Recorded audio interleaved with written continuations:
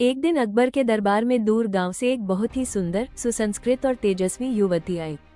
गांव में उसे लावण्या कहा जाता था, क्योंकि उसका स्वभाव भी उतना ही मनोहर था जितना कि उसका चेहरा।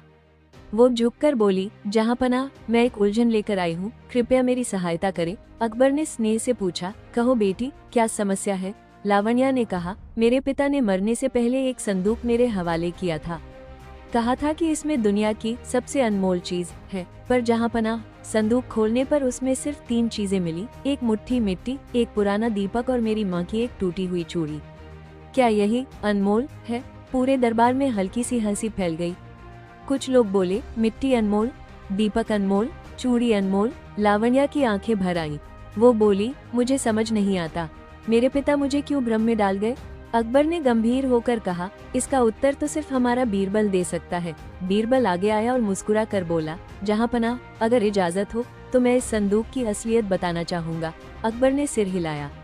दरबार शांत हो गया। बीरबल ने तीनों चीजों को हाथ में लेकर समझाना शुरू किया। स्मॉल डायमंड, पहली अनमोल चीज, मुट्ठी भर मिट्टी। ये मिट्टी उस धरती की है जहाँ तुम्हारे पिता ने अपना जीवन बिताया, जहाँ उन्होंने मेहनत की, परिवार पाला, तुम्हें बड़ा किया।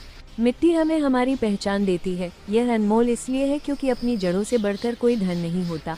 स्मॉल डायमंड, दूसरी अनमोल चीज, पुराना दीपक। ये दीपक वो रोशनी है जो तुम्हारे पिता ने अपने विचारों, संस्कारों और मेहनत से तुम्हें दी।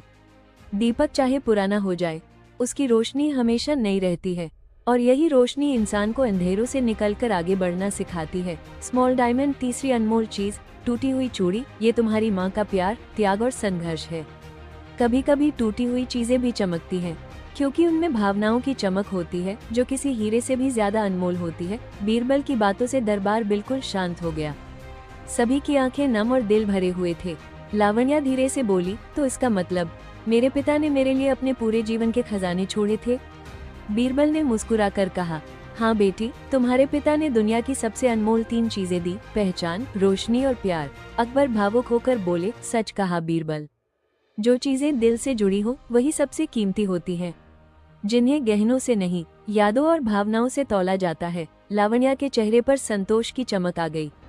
वो बोली, आज मैं सचमुच धनवान महसूस कर रही हूँ। और इस तरह बीरबल ने एक बार फिर यह साबित कर दिया कि अनमोल चीजें कभी सोने चांदी में नहीं होती, बल्कि दिल में होती हैं।